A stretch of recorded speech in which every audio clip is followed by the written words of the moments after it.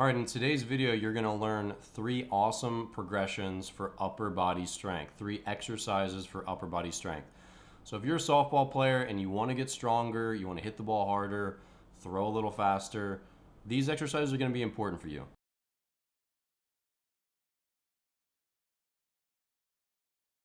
So if you're new to my channel, I'm Coach Dan Blewett. I do lots of softball throwing stuff, strength and conditioning stuff, mental training stuff, and today's video is another extension of that to help you along, especially now that we're all kind of stuck at home waiting out this coronavirus thing. So the first video of the 3 exercises that you're gonna see today that are gonna be great for softball players is the bar push-up progression. So the bar push-up is just an elevated push-up. You can do this in your kitchen, on your kitchen counter, your hands on your couch, on your bed.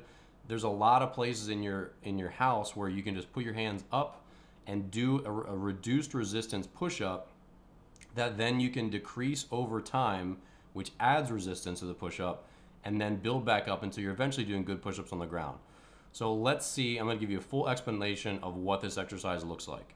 Okay, so this is the bar push-up, and this is just a really good beginner way to get down to doing full push-ups on the floor. So obviously, if we're gonna do a push-up off a wall, it'd be very easy because there's almost no resistance of us pushing our body against gravity. So with a bar push-up, we're about halfway. So I'm gonna start with the bar in these safety cups on the squat rack. You could use a Smith machine, you could use any incline thing. You could use your kitchen counter if you wanted to. But I'm gonna start here, I'm gonna make a mental note of what hole my cup is in so I can track my progress. So from here, I'm just gonna find an even spot for my hands on the bar. One thing you definitely wanna do is make sure you have a straight wrist here, so you don't wanna have your wrist sagging below the bar. It's gonna put some pressure on your wrist. It's not gonna feel super comfortable.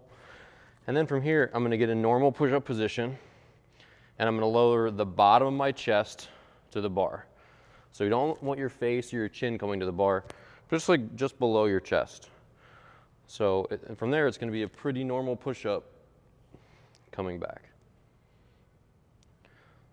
So basically, you'll make a note of what cup, again, your bar is at. So try to stay with the same piece of equipment so you can track your progress a little easier over time. And then, all right, after the first couple workouts, I'm feeling a little stronger. I'm gonna go down so I could move the cup down, or for our purposes, I'm just gonna put it on this safety bar. And now, there's more resistance because I'm closer to being parallel and on the ground. So then this process is just gonna repeat. We're gonna go down hole by hole, which is gonna slowly add resistance until we can do good full push-ups on the ground for probably 5 to 6 reps. And then once we can do 5 or 6 reps on the ground, then we're gonna be pretty much just staying on the ground and getting stronger, adding reps until we can do 3 sets of 10, and then we're pretty much money with push-ups, okay? So the bar push-up is a great tool.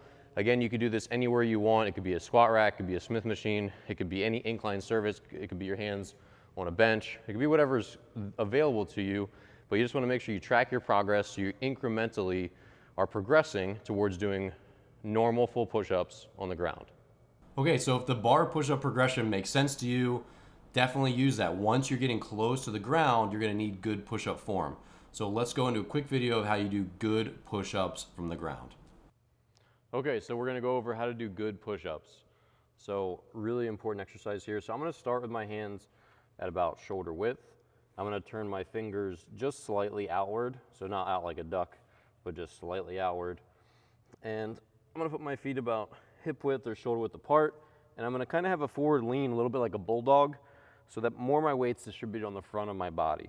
Because one of our goals when we do a push-up is that our form is gonna stay vertical the whole time as our elbow tracks back at about a 45-degree angle. So to get that, if we're back here, our elbows are gonna go like this, which is a really common error.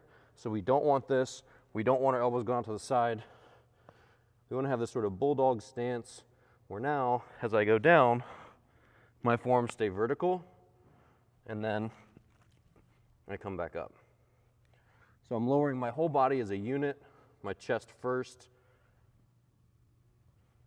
and my forearms, again, are gonna track back at about 45-degree angle and stay mostly vertical the whole time. Okay, and then my last exercise here, if you have a barbell in your house or some kind of bar, you can probably rig this up just in the corner of your either your little home gym or whatever it is. And you can definitely do this in school, in a commercial gym, anywhere else, if and when you get access to it. So the Landmine Press is an awesome adjustable resistance, very safe, sort of it's an upward incline press. It's slightly different than a push-up. It's not a horizontal press, but it's also really, really good for beginners and intermediate athletes, especially softball players. This is the half kneeling landmine press. We're going to be using an actual landmine piece of equipment here. You don't necessarily need one of these. You can actually just kind of wedge the end of a bar into a corner, and it works the exact same way.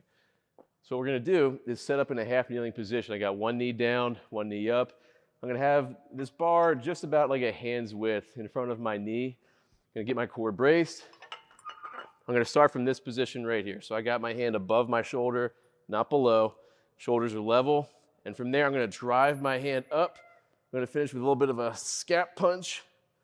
I'm going to pull right back down to that same start position. I'm going to try to keep my elbow coming to around like a 30 to 45 degree angle. I don't want to get too tucked, but I also don't want my elbow way out to the side.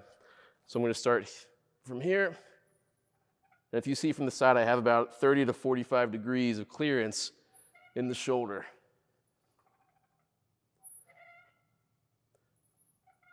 Again, I'm not going real low with the hand. I don't want my hand going below the shoulder. I want to keep that shoulder kind of rolled back and then getting a good scap punch when I get to the top right there. So it's all one smooth motion.